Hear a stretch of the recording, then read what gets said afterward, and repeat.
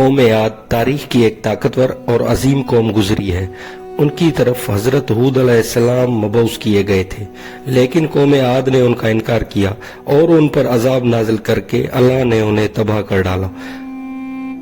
قوم عاد ارم نامی بستی کے رہنے والے لوگ تھے، اس لیے انہیں عاد ارم بھی کہا جاتا تھا۔ یہ علاقہ عدن کے گرد و نواح میں آباد تھا۔ یہ لوگ بہت ہی لمبے قد اور مضبوط قامت کے لوگ تھے۔ اپنی طاقت اور قوت کے بل سے یہ لوگ بہت جلد پورے یمن پہ قابض ہو گئے۔ ان پر کئی بادشاہوں نے حکومت کی، مگر دو بادشاہ ایسے آئے جن کی حکومت عظیم اور جاہ و جلال والی تھی۔ ایک کا نام شدید اور دوسرے کا شداد تھا، جو بھائی تھے اور اپنے زمانے میں بے شمار لشکر اور خزانے جمع کیے تھے۔ یہ دونوں بھائی ارم بن سام بن نوح کی اولاد میں سے تھے۔ ان کی کل حکومت عمان، یمن، عدن اور شمالی عرب علاقوں میں تھی۔ جب شدید کی موت واقع ہوئی تو پوری حکومت شداد کو مل گئی۔ اس نے تمام قبائلی سرداروں اور تمام بادشاہوں کو اپنا فرما بردار اور مطیع بنا لیا، اور اس طرح پورا جنوبی عرب اس کے کل مروری میں شامل ہو گئی۔ اس نے اپنی حکومت کو عروج تک پہنچا دیا۔ دنیا کے دیگر ممالک کے بادشاہ اس کے باج گزار ہو گئے۔ اس تسلط اور غلبے نے اس کو اتنا مغرور اور متکبر کر لیا کہ اس نے خدائی کا دعویٰ کر ڈالا۔ اس وقت کے علماء اور پیغمبروں کے پیروکاروں نے اسے سمجھایا اور عذاب الہی سے ڈرایا، مگر وہ کہنے لگا، میرے پاس دولت اور حکومت سب کچھ ہے، اب خدا کی عبادت کی ضرورت نہیں، اور اب میں کسی کی اطاعت نہیں کروں گا۔ شداد نے حضرت ہود علیہ السلام کی زبان سے یہ سن رکھا تھا کہ جنت کیسی ہوتی ہے اور اس کی نعمتیں اور خوبصورتی کا کیا عالم ہوگا، اسی لیے اس نے زمین پر جنت بنانے کا ارادہ کیا۔ وہ کہتا تھا، مجھے اس جنت کی ضرورت نہیں ہے جو خدا نے بنائی ہے، ایسی جنت تو میں خود دنیا میں ہی بناؤں گا۔ لہٰذا اس نے 100 معتبر افراد کو جمع کیا اور ہر ایک کو 1000 آدمیوں پر مقرر کیا اور پوری دنیا کے ماہرین کو عدن آنے کی دعوت دی۔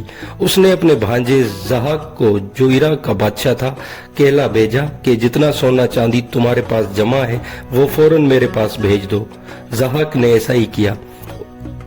اس نے تمام حکمرانوں اور سرداروں کو یہ حکم دیا کہ سونے چاندی کی کانوں سے اینٹیں بنوا کر بھیجے اور کوہ عدن کے متصل ایک مربع شہر جو 10 کوس چوڑا اور 10 کوس لمبا ہو بنانے کا حکم دیا۔ اس کی بنیادیں اتنی گہری کھدوائی کے پانی کے قریب پہنچا دی، پھر ان بنیادوں کو سنگ سلیمان سے بھروا دیا۔ جب بنیادیں بھر کر زمین کے برابر ہو گئی تو اس پر سونے چاندی کی اینٹوں کی دیواریں چنی گئی۔ ان دیواروں کو بلندی اس زمانے کے گز کے حساب سے 100 گز مقرر کی گئی۔ جب سورج نکلتا تو اس کی چمک سے دیواروں میں نگاہ نہیں ٹھہرتی تھی۔ یوں شہر کی 4 دیواریں بنائی گئی۔ اس کے بعد 4 دیواری کے اندر 1000 محل تعمیر کیے گئے۔ ہر محل 1000 ستونوں والا تھا اور ہر ستون جواہرات سے جڑاؤ کیا ہوا تھا۔ پھر شہر کے درمیان میں ایک نہر بنوائی گئی اور ہر محل میں اس نہر سے چھوٹی چھوٹی نہریں لے جائی گئی۔ ہر محل میں حوض اور فوارے بنائے گئے۔ ان نہروں کی دیواریں اور فرش یاقوت، زمرد، مرجان اور نیلم سے سجا دی گئی۔ نہروں کے کناروں پر ایسے مصنوعی درخت بنائے گئے جن کی جڑیں سونے کی شاخیں اور پتے زمرد کے تھے، اور ان کے پھل موتی و یاقوت اور دوسرے جواہرات کے بنوا کر ان پر ٹاک دیے گئے۔ شہر کی دکانوں اور دیواروں کو مشک و زعفران اور عنبر اور گلاب سے سیکل کیا گیا۔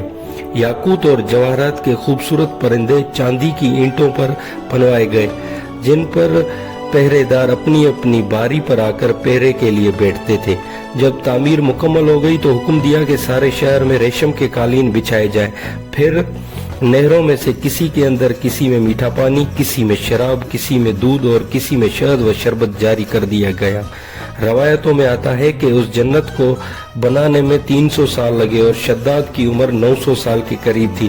باغ ارم کے مکمل ہونے کے بعد وہ اپنے لاؤ لشکر کے ساتھ متکبرانہ انداز میں شہر کی طرف روانہ ہوا۔ جب قریب پہنچا تو تمام شہر والے اس کے استقبال کے لیے شہر کے دروازوں کے باہر آ گئے اور اس پر زر و جواہرات نچھاور کرنے لگے۔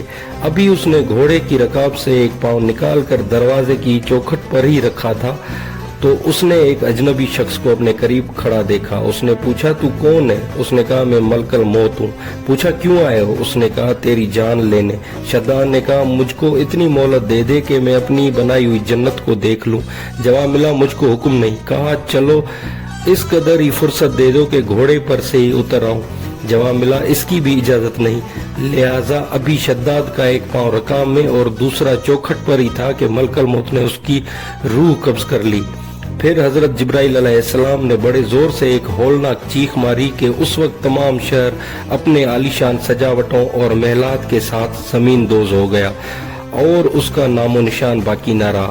علماء و مورخین نے کتابوں میں لکھا ہے کہ بادشاہ اور اس کے لشکر کے ہلاک ہو جانے کے بعد وہ شہر بھی لوگوں کی نظروں سے اوجھل کر دیا گیا، مگر کبھی کبھی رات کے وقت عدن اور اس کے ارد گرد کے لوگوں کو اس کی کچھ روشنی اور جھلک نظر آ جاتی ہے۔